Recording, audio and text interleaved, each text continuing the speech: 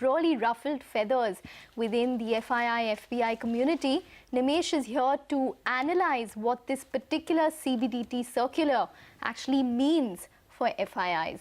Nimesh, it actually came out during the holiday season on the 23rd of December or thereabout.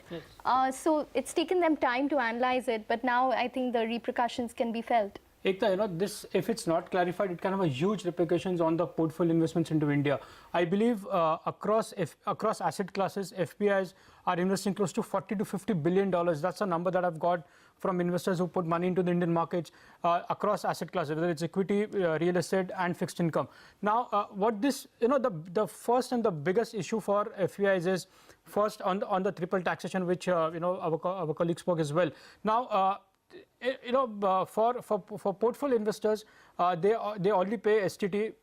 They pay short term when there is a short term tax if there is a transaction. Now from 17th, April 2017, they'll be paying tax as well on the short term, where there is, because there are treaties now signed with Singapore and Mauritius and everybody. So the first big issue for them is the triple tax. One, the tax is done at the fund level.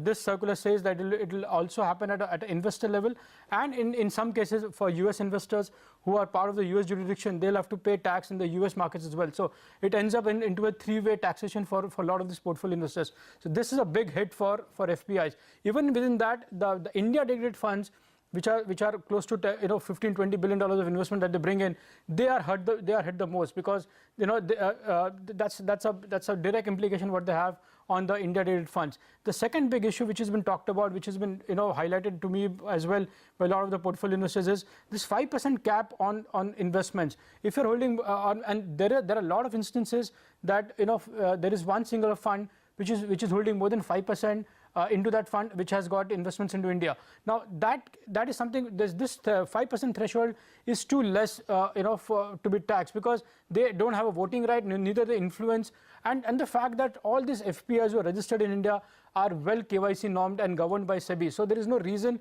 for the government to be worried about as to who these end investors are going to be. So that's the second big issue which has been talked about and highlighted by most of the investors who put money into Indian markets.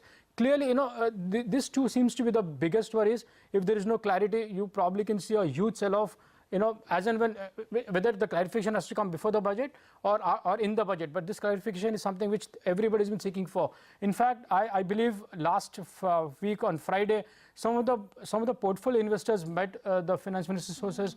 They've represented. I've got a copy of the 10-point agenda that they've shared with the government as well. And even in there, the first two things are highlighted very clearly. One, of course, the triple taxation issue, which many of them will face, and the fact that this 5% threshold limit is something which has to go away with. Also, this is to a big disadvantage to the India dedicated funds, because there are a lot of emerging market funds and feeder funds who put money into the Indian markets through various, multiple structures. For them, they can still, can get away with the fact that they have a larger size, so they can just remove that 5% threshold limit and still not pay tax. But for India dedicated funds, this is going to be a huge disadvantage compared to the non-India dedicated funds. So again, that's something which has been pitched very strongly. So the clarification is something which everybody is seeking for. Yeah. You briefly spoke about whether FIs have sold in this concern. I believe they have not even sold on back of this. If this clarification doesn't come, you probably can say a huge sell-off coming from especially from the portfolio investors who are India dedicated funds.